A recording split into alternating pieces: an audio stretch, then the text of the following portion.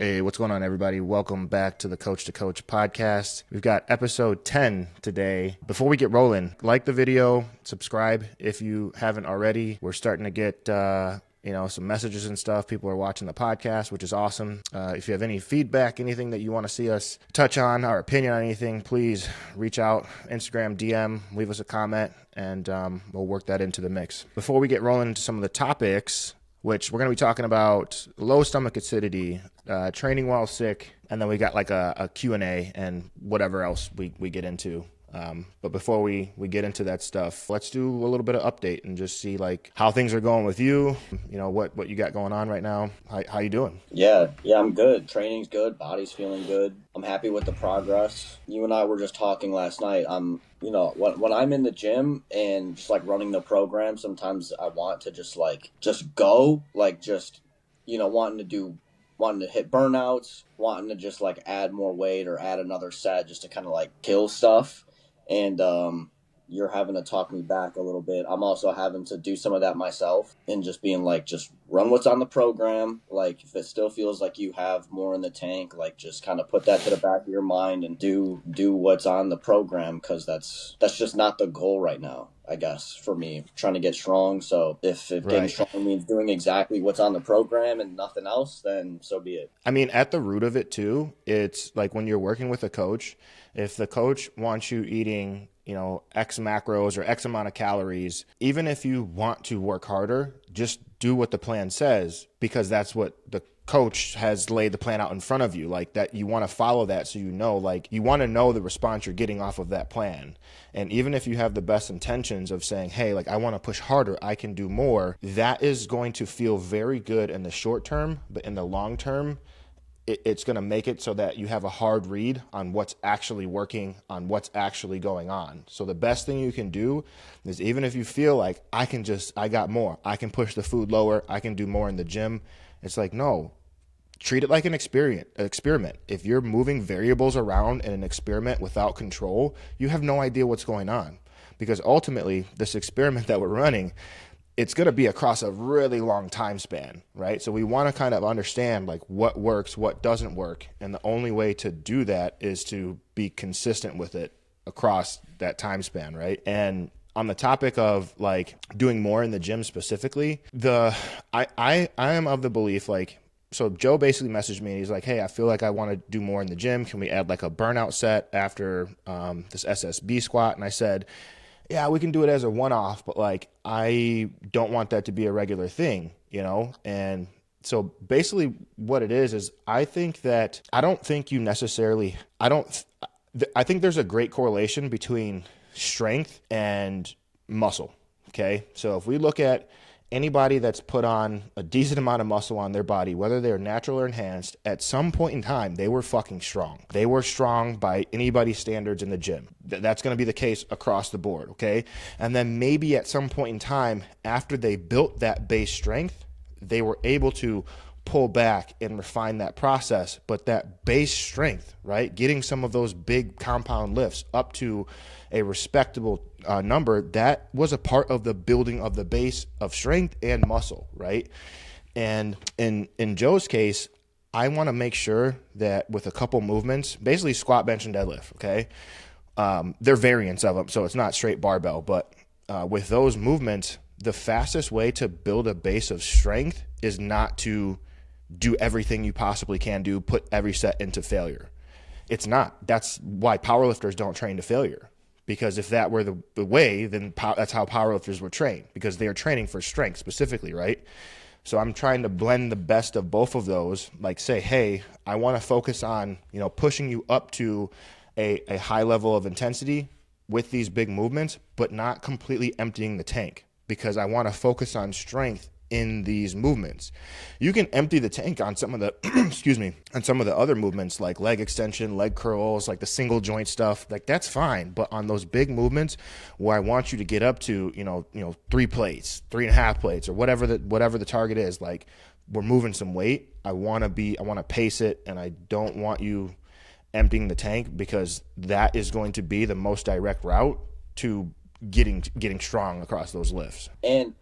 And it's working. Like everything from week one to now is heavier and more reps. And so to me, I'm just excited because I'm like, shit, I feel good. Like, you know, we have the additives and stuff that we talked about a couple weeks ago or last week. It was 2 weeks ago. And so I'm just in there like feeling good. So I just want to like go. But yeah, there is some of like, just stick to the plan. We can literally see it's working. You know, all the weights are up. My weight is up. I'm progressing every session. So You know, the thing with like training submaximally, like going in and not necessarily doing the most weight that you can possibly do, like it's a delayed gratification. It's like, you know, we were all like newbie gym bros at one point in time, and you'd go into the gym and you put some weight in the bar, do some reps, put some weight, and you would just keep climbing up until you max out, right? That is 100% not the best way to build your strength across the long term. It feels very good because every single gym session you are getting up to this peak weight and saying, hey, that's the top. And I know that's the top. But ultimately, doing that is going to stall you out much sooner in the long run than doing the sub max work and building the skill set and not fucking nuking yourself every single time. But the issue with that sub max work is that you feel like you can do more. You're like, is this even helping me to get these, you know, the top level of the strength? Yes, it is. You have to tuck those little payments in or those little investments in and just know like this is adding up. This is adding up. And when the time is right, then we can kind of start shifting the focus and touching into like, you know, really, really emptying the tank and actually seeing what we got, you know? yeah, yeah, 100%. How are you feeling? Where are you at? So I recently just ended I did a long diet, got lean. I had about 4 or 6 weeks after that diet where I let my weight float up. Went from like 215, I don't have it in front of me, like 215 to like 228. Okay, over the span of like maybe, I don't know, 4 to 6 weeks. And then I did another little mini diet, brought my food down. I got my food up to almost 4,000 calories. Little mini diet after that. Brought the food down to like 3,000, like 2,800 to 3,000 every day, and got back tight. So when I did that little mini rebound, like condition was really good. I really liked the way that I looked. Everything was still pretty tight, but ultimately wanted to bring it down a little bit before I went into a dedicated off season. What's really interesting is when I brought my food down, my weight, it didn't really change. Like my weight has been pretty much 225 on average the entire time that I brought my food down. But visually, I am now right about the same leanness that I was when I ended the diet initially at 215 pounds. So I'll take that. And I don't want to get into like too much of the nuts and bolts, but I was using like a lot of mitochondrial based peptides. So your MOTC. I was using some SLU PP332, all of these things in the mix. And I think that played a big role in how I was kind of able to keep my body weight the same, but get tighter. We'll save that for a different one though. But at present now, first week into the off season, starting to work food up. Not anything crazy. It was like a 300 calorie bump, and just trying to just slowly start getting my weight moving up. Supplements are coming back up as well because I was just in a TRT phase basically. And so now slowly titrating that all up. And, you know, kind of same thing with you. Like I'm trying to build back some strength on just as a challenge because I had let go of some of that base strength that I was talking to you about, you know, that was pivotal in me putting on the muscle that I have. And so just now as a challenge point, as I'm getting older, like just say, hey, like, can I get back close to some of the numbers that I was hitting before? So that's kind of the focal point of the training. Still trying to build muscle, but I'm trying to scale up some strength alongside that. Do you have a weight goal in mind, or is it going just off of Like visually? body Body weight. weight, yeah, yeah. So you know how I feel about this. I think that setting a body weight target is the fastest way. Like in a bulk, saying I want to get to this amount of weight, right? I think that's the fastest way to fucking get fat because you get hyper fixated on that number on the scale that you want to get to, and you start doing stupid shit. Like the pictures are telling you, bro, you need to sit here and chill for a bit because you're starting to get soft as fuck, right? And you're like, no, I got to get to whatever weight. So just let it keep going up, right? And then you end up at that weight, but it's not quality. But I do have a target, and I think I can get to 260 and be in pretty good condition. But I'm not going to force it. If I start getting up there and I need to, pump the brakes and it's just not in the cards, I'm not going to force it. But my previous heaviest weight was 265. That's the heaviest I've ever weighed in on a single day. And the average weight on that week was 262, and I was fat as shit. So if I Yeah. I was incredibly strong, and I was actually working with Troponin Nutrition, Justin Harris at the time. He was pushing my food. I was fucking strong as shit, but I was pretty soft. If I flexed down into most muscular, you could see like my top two abs, my lower back was hanging over my boxers, like had cellulite all over my hamstring. It wasn't a good look, but I was strong and it served its purpose at the time. But if I can get back close to that body weight, like 260, and be in much better condition, then I think that would be a big win for me. Yeah, yeah, that was you were telling Yeah. me he had you around like 6K calories every day, right? And at that On point, average. yeah, at that Yeah. point, there's not really you're not going to eat that in rice and chicken and broccoli. Oh no, I was. Oh, Yeah. I thought you No. had told No. me at that point you were just kind of eating like whatever just to get the calories in. No. I've never. No. So when I was working with Justin, I was militant, absolutely militant with my food. It was meat and rice. Okay. Where I went wrong with his approach is that he had me doing 3 high days, and I was banging like, I don't know, like 900 grams of carbs on these 3 high days. Okay. But also, and on the high days, I'm clean, bro. Like I am fucking locked into bodybuilding. I am doing this shit like straight bro. Okay. But where I went wrong is that on those high days, he allows for a free meal. You can replace your last meal of the day with a free meal. There was no restrictions on it. He didn't say this many calories, it was just replace your last meal of the day, has to be the last meal of the day, free meal, right? So a lot of those free meals, they were fucking stupid free meals. I would eat like a whole Danish, 2,500 calories. I would go to McDonald's, two McDoubles, two McChickens, a large fry, sweet and sour sauce, like just stupid shit. You know what I mean? Get a pizza. And I think that that was more than, I think that played the biggest role in me getting fat. And I think if I hadn't have done that, it would have been a completely different scenario. But the base of the food, like all the other days, all the other meals outside of those on my plan, free meals, oh, I was fucking meat and rice, dude. 100%. Yeah. Gotcha. Yeah, it must have been the free meals that you were talking about then. Yeah. Yeah. Yeah. And that's why I kind of preach now. Like, I've just been able to, like, see controlling my body composition so much fucking better when I'm not doing stupid shit at the free meals, right? Like just being a little bit more reserved with the free meals, trying to pick quality food at the free meals, right? And sometimes I still I'll still eat like pastries or like bakery goods and stuff, but I'm not like just taking it as, hey, this is free. I can do whatever the fuck I want here, because it's not free.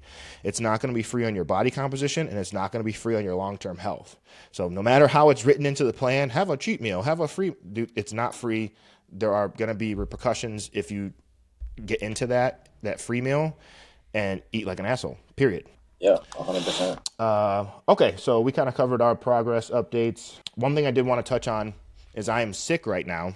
Man, it can be tough. Like when you're sick and you want to train and you want to get in the gym, like navigating that can be tricky. And generally what I tell clients is that if you're sick, don't go train. Don't go train. Because I think what a lot of people don't realize is that hard training, especially hard training, like a leg day, hard training in general, it is going to reduce immune function. So it is going to lower your immune system. So if your immune system is fighting a battle with a viral load or bacterial load, you're sick, right? Or you're in the early stages of being sick. If you go in and train, you basically are going to ensure that you lose that battle, because you're reducing your immune army. You've just cut your immune army number in half, right? So you're just lowering the gates. So the most direct route for you to actually feel good and get back to being healthy is going to be not training 9 out of 10 times. I think that there is a line you can walk with that depending on how sick you are. Or maybe if you really are just like, man, I one of these people that are like, I got to train for my mental health. Maybe you get into the gym and you just do some mobility work and some light cardio. Or maybe you get into the gym and you just say, hey, I'm going to take no sets to failure.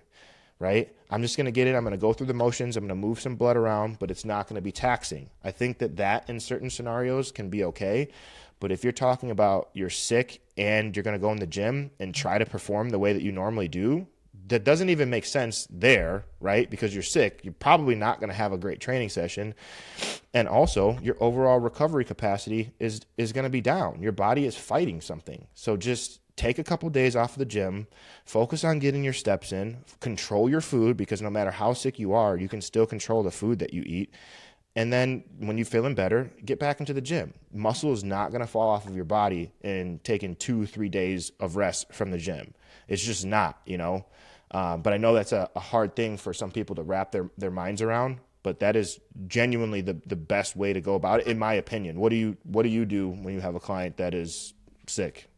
Well, yeah, it's basically exactly what you said, but even waiting until you're like fully recovered, because there's been so many times where I'll start feeling better, I'm still a little sick, I'm still dealing with something. I'll get in there and then boom, it goes on for another 3 or 4 days. So like literally waiting until like you're back to normal, you're back to no symptoms, not dealing with anything, and then starting to train Yeah. hard because you start getting excited. You start like, oh, let's go. I've been wanting to get in the gym for the last 5 days.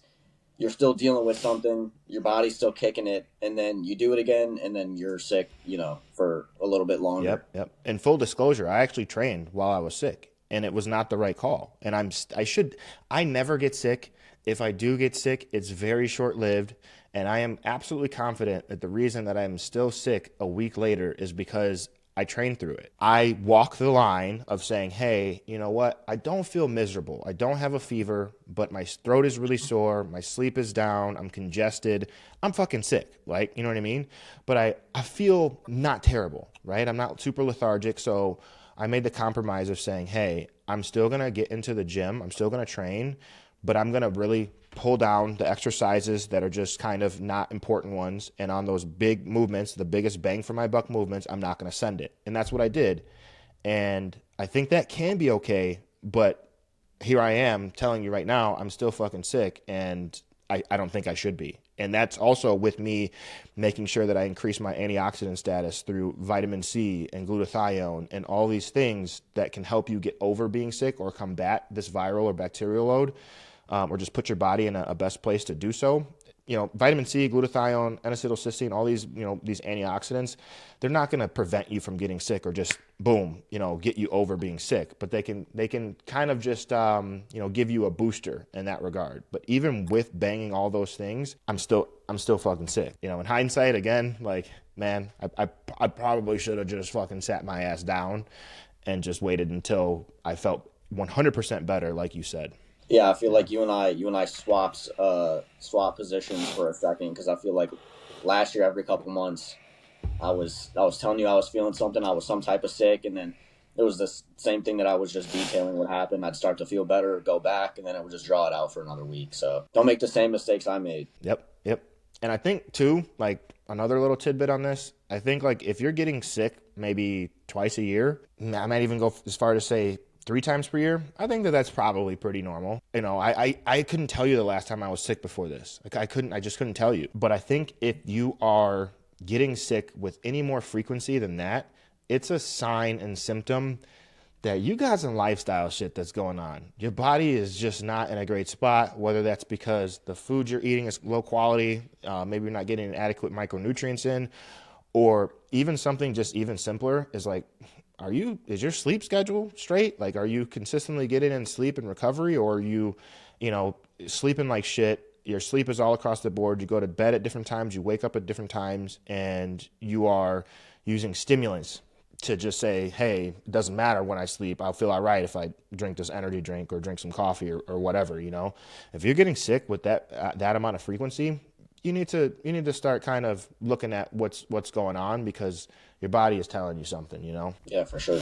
So I had posted a couple of days, just a little mix of like a gut health thing. It was apple cider vinegar, betaine HCl, and it was pineapple powder. Apple cider vinegar and betaine HCl to help with stomach acidity, and then pineapple powder has an enzyme called bromelain in it, bromelain, however you pronounce it. It just helps with protein breakdown. And I had posted that, and I had gotten a question about just what it did. And so I had explained exactly that. I explained that I would put some other things in it sometimes, just depending on how much I was feeling heavier, feeling like I'm holding on to stuff, or if I need to just do the whole mix. But some other things that I would add in there were like psyllium husk, L-glutamine, stuff like that. But this person that asked me the question said that she was taking a medication called famotidine, which is an H2 blocker. So it makes your stomach create less stomach acid. So it was the complete opposite of the mix that or had the opposite function of the mix that I was drinking. And so I just wanted to talk a little bit about that. I kind of just like, if she's on a medication and her doctor is giving her this, I didn't want to be like, go against anything that her doctor said, but I just wanted to talk about that today. Yeah. So, I mean, this can be tricky. I guess I would need to know like exactly why she was using this medication. Was it like she had heartburn or like what? She You was, know, she was, she noted, I didn't ask about like acid reflux or anything, but I know that like that's a common, thing that they'll like prescribe it for, but she just noted like constipation, and bloating after she would eat. okay. So check. Here's the thing with like using antacids or so this medication I have it pulled up, famotidine. I don't know if I'm pronouncing that either, but it blocks histamine receptors to reduce stomach acid. Okay, so you have that. You've got the typical antacids like Tums, right? You've got proton pump inhibitors. Okay, and so all of these things are aimed at reducing stomach acidity, which if you're dealing with heartburn or acid reflux or GERD, that sounds like a wonderful thing. And in terms of acute symptom relief, like, yeah, like, you can take something like this and it can lower your stomach acidity and, you don't have heartburn anymore. But if you're looking at any of the data that we have on these things, using them long term, it's not good. It's not good. So proton pump inhibitors, anything that consistently reduces the stomach acid in your stomach is going to have a negative impact on your digestion. Not digestion, so digestion in the sense of your body being able to access nutrients. So if you take a proton pump inhibitor long enough, you are increasing the likelihood that you're going to come up with some sort of nutrient deficiency because you don't have enough stomach acid to actually break down and allow your body to access this food. So it's pretty well documented. And unfortunately, these are things that get prescribed like Skittles by doctors, okay? Because it's easy. Doc, I got I got heartburn. What do I do? Right? The real answer should be like, what are you eating? What is your lifestyle like? What is your stress? Like what are your stressors in your life? Like all these different things are going to have a huge impact on that, right? But it's easier to say, hey, we'll actually just give you something that reduces stomach acidity and, just solve it like that. But long term, that's really not, if you can get away from that and get to the root of it, that would be the route that I would be looking at. And sometimes stomach acidity, not always, but sometimes when you have acid reflux, it can actually be the result of low stomach acidity in the first place. So the way that this works is that we have a sphincter in our throat, okay? And that sphincter, how tightly it closes is regulated by the pH in your stomach, okay? So the stomach acidity regulates how tightly that fucking sphincter is closed, okay? When your stomach acid is low, that sphincter creeps open a little bit. And that actually allows what stomach acid you do have to creep up into your fucking esophagus. When you have adequate stomach acid, that motherfucker, boom, buttons up and doesn't allow anything to come through. So a lot of times you have acid reflux as a result of low stomach acidity in the first place. And then you're just going to take something, proton pump inhibitor and acid, this histamine blocker that further drops your stomach acidity. It's not a great place to be at long term. So you really want to get to the root of it, So I think that in this case, I don't want to give her direct advice because she's got a doctor, she's not my client, But I think that taking both of these things is like robbing Peter to pay Paul. You're taking something that reduces stomach acidity, and then you're going to take, betaine HCl, apple cider vinegar, lemon juice, right? Then you're going to take something to increase stomach acidity. So it's like robbing Peter to pay Paul. I think you first need to really do an analysis of like the foods that you're eating, make the diet, simplify the fucking diet, right? And start trying to understand what foods you react well to and what foods you don't react well to. And that's a process in and of itself, but I don't know that trying to do both of those things at the same time is what I would do or suggest. Yeah, yeah. I know most of my issues, especially like when you and I started, it stemmed from low stomach acidity, and that's the mix that you got me on. But it had gotten so bad, where we thought it was symptoms of like IBS or celiacs or whatever it is, and so yeah, I can say firsthand, like, a lot of issues come from that low stomach acidity point. And yeah, then this stuff has pretty much like fixed it for me. So So I just Googled PPI malnutrition. That's all I gave it. Long-term proton pump inhibitors cause malnutrition by suppressing stomach acid, which is essential for nutrient absorption. Common deficiencies include magnesium. That has its own fucking slew of issues when you become magnesium deficient. Iron, vitamin B12, calcium, and zinc. This risk is highest in older adults with poor diets or individuals taking high doses over a year. And again, these things are handed out like fucking Skittles. People think they're innocuous. I got heartburn. I just take an antacid. I just take a PPI. Look, long term, you want to get to the root of it and get this shit out of the picture. 100%. beautiful. Let me pull up some questions here. So guys, Instagram, I throw up a question box each week, either on Monday or Tuesday. And if you have any questions, you can find me on Instagram, get into my story and ask the question when I throw that box up, or you can just leave a comment here. I'll respond to all comments. So, okay. So this is not so much of a question as it is a statement. This is from a client of mine, just started working with him.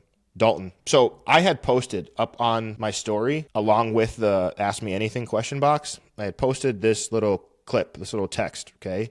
I said, you don't need a peptide or a supplement to be insulin sensitive. You know what else massively improves insulin sensitivity? Not carrying excessive body fat, not eating like an asshole, not skipping cardio, not absolutely disregarding your body's need for proper sleep and recovery. It's literally that simple, but of course, buying a bottle is easier than addressing lifestyle deficiencies. And to that, he said, honestly, seeing this and my habits have convinced me to go down a different route or view things differently. Because I think, look, man, at present, there are so many people talking about peptides and all of these things, and it makes it seem like if I'm trying to do this thing, I take this, right? And so the important thing to understand is that they are a signal. Peptides are a signal that tell your body to do something it already has the ability to do. BPC, it's a signal, right? It's not, the BPC isn't causing you to fucking heal and recover. It's telling your body to do that. Okay. So like, any of these peptides that improve insulin sensitivity, like they are all signals, right? So you don't need a peptide to get your body to do what it can already do. If you are at a point where you're like kind of getting into this peptide world and you're reading about like, oh, this one does this one does this one does that. It looks just fucking very interesting. And it seems like, yeah, I can use this right? If this is your baseline, right? So this is your body operating healthy, operating optimally. Okay. If you are down here, because your sleep is shit, your food is shit, your recovery is shit, you're stressed out, and you take peptides, right? It'll get you back up here. But you could just get here and save all the money from those peptides by addressing those lifestyle things, right? Where these things really shine is when you are optimized at a baseline naturally, and then you plug in these peptides in a targeted way, and now we go up here. Now we go above what we can already normally do. Right? So otherwise, it's like a lot of people are just wasting money to get themselves into a position that they could just get into naturally for free. You know what I Yeah, mean?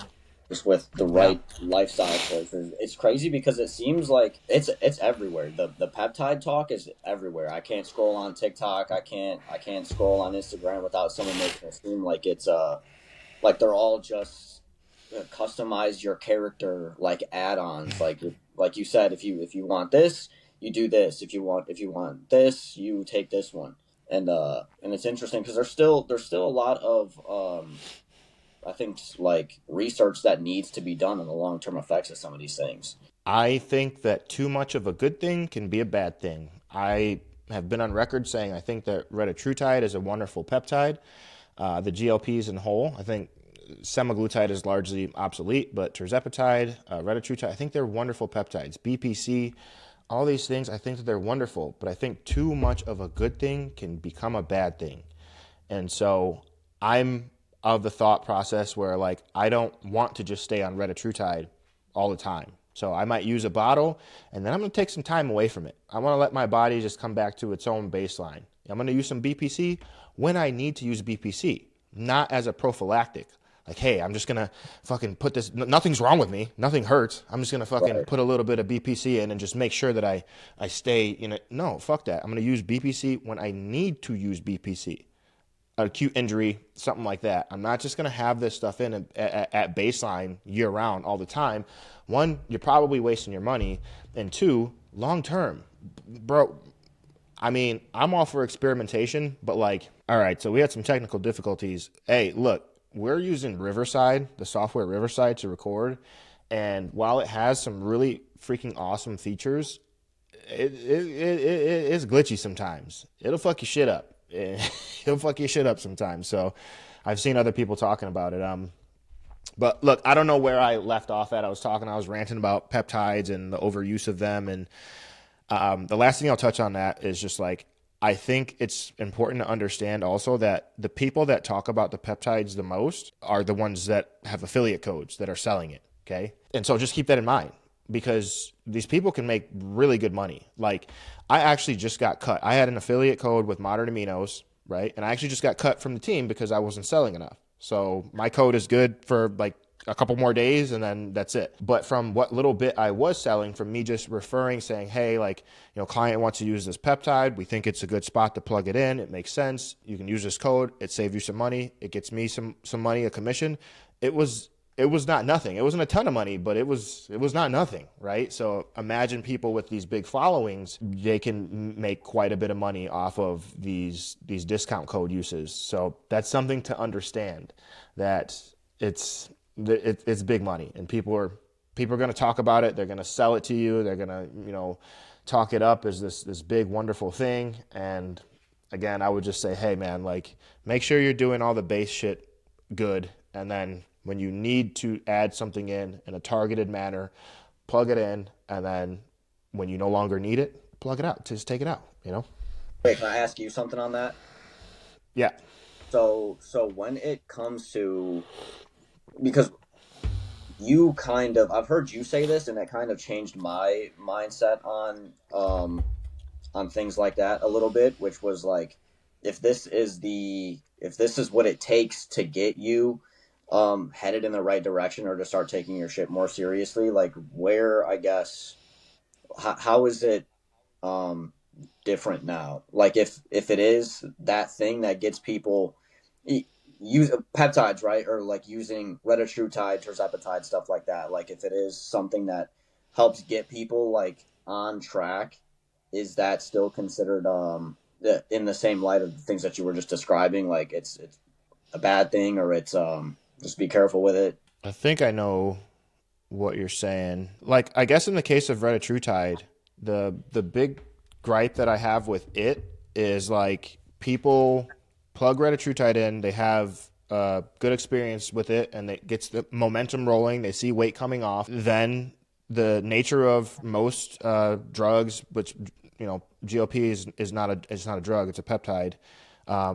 But it's that like, hey, at some point maybe that dose doesn't do as much. It doesn't get you as much, and so they find themselves working this dosage up and up and up. And I think you have to like keep yourself grounded and say like, hey, I want to use this as a tool, not a crutch. Where the Yes, goal yes. is to take the fucking edge off, not to say I don't want to feel hungry at any point in time ever. Like that's just crazy. Like because ultimately, if you allow yourself to be in that position to where at every turn you feel hungry, you just jack the dose up. You're going to find yourself on a really high dose, and then you're going to find yourself on a high dose for a long period of time, and you're going to be scared to come off of this stuff. And then when you do come off of it, you haven't built the fucking tools. You don't have the resilience to be able to handle the hunger. It's a double-edged sword. Like, these things can be wonderful in that they can help you get some momentum rolling, and they can, really, they can work really well. But ultimately,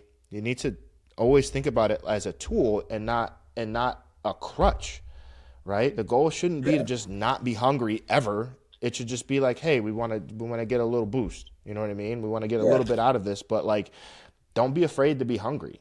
Like, you know what I mean? Don't. So yeah, it's. I did I answer the question that you were? Yeah, I kind of like word vomited. I didn't like word it in the way that I like wanted to or like should have. I guess because I'm getting increased questions with this stuff too. And so when I've kind of changed my mind and being like, okay, yeah, if you doing this thing that's like different helps you get the ball rolling, then cool, like give it like do your thing, but just like be careful, don't rely on it the entire time. And so that's just kind of where my mindset was on that. I kind of just worded it weird, I guess. Yeah, no, I think it's just that, like, like even talking about like, I guess anabolics, right? Like, it can be useful to, if you're starting a course, right? It can be useful to maybe throw in some orals at the beginning of that because you feel the orals, you feel it really quickly, right? And so, like, the first workout in the gym, you feel this enhanced fullness, you feel the strength, you feel the pump. And that can kind of be like, okay, I'm really going to make sure that I take advantage of this and lock into this and I'm, getting the most out of it.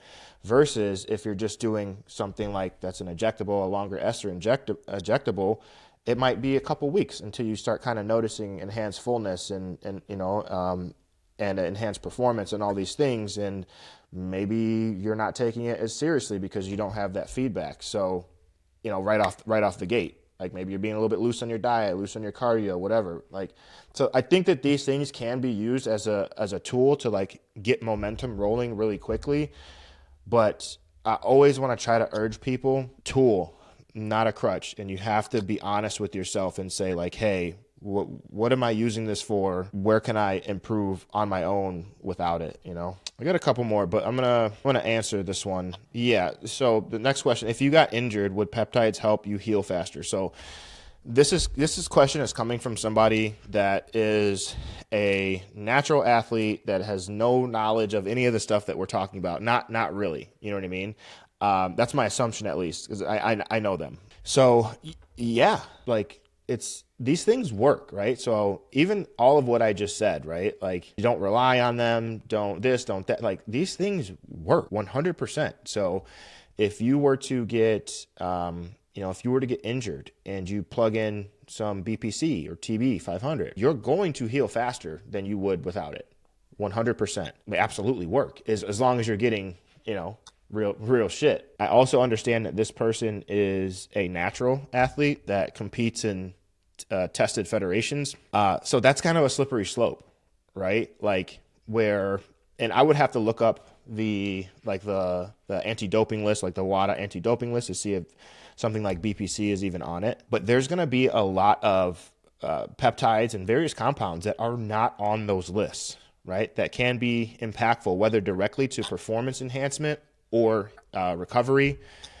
And so that's kind of like a moral ground that you have to navigate on your own to say, like, hey, do I want to use this thing that's not on the list, but that is technically, not. I guess I could almost walk back on that too. Because, like I said, like the peptides, largely, they are signaling agents. So it's not the hormone itself, like injecting testosterone. It's just a signal to say heal, right? It's just a signal to say, hey, be less hungry. Like, it's just a signal. So yeah, I don't know. That's a tricky one, and I know that wasn't exactly the question, but that's a tricky. I think everybody has to navigate that in their own way. because I know there's a lot of natural people that are like flirting with the idea of using peptides, but maybe they're in a tested federation. You know, if it were me, Right. I just wouldn't. I wouldn't want to have that in the back of my head. You know what I mean? I would just say, hey, I just fucking natural as can be. I'm not going to try to get away with anything just because it's not on the list. Natural as can be, you know? Yeah. All right, yeah, we'll close it out there. Yeah, 10th episode. So we're getting some momentum. This whole process, recording these videos, this podcast, it's really interesting. And I'm just treating it as purely a passion project and trying to put our opinions out there. We know a lot. We don't know everything. So, you know, everything that we speak on, it's just our opinion, our viewpoint. But I'm just treating all of this as a passion project. And, you know, the first couple of videos, it's like you get no views, you get nothing. And I'm not consumed by views. Like, that's not what's motivating me, but it's a measure of progress, right? So the Absolutely. same way that you would look in the gym and you say, oh, my logbook's going up, it's just a measure of progress. So it's been cool to put the work in and initially see nothing in return, right? And now, okay, we've got, you know, 10 videos deep, and now we're starting to see, okay, the views are going up, right? They're climbing up a little bit higher. And so I'm just really excited about, you know, just keeping that rolling and just putting information out there, putting my opinion out there, and just letting it be exactly that, and not really wanting or expecting anything in return outside of my own personal progress in seeing this grow. That's it. You know what I mean? Yeah. Yeah. Yeah, we appreciate the support. I know I've been getting comments and messages just talking about everyone loving content and loving the things that we're talking about. People like look forward to it to when it drops. So it's really cool to see it just like growing, you know, steadily. So Yeah. We'll keep putting them out there. If you guys have any questions, drop a comment. Feel free to reach out to us on Instagram. Make sure you like, subscribe. We'll see you on the next one. thank y'all. See you.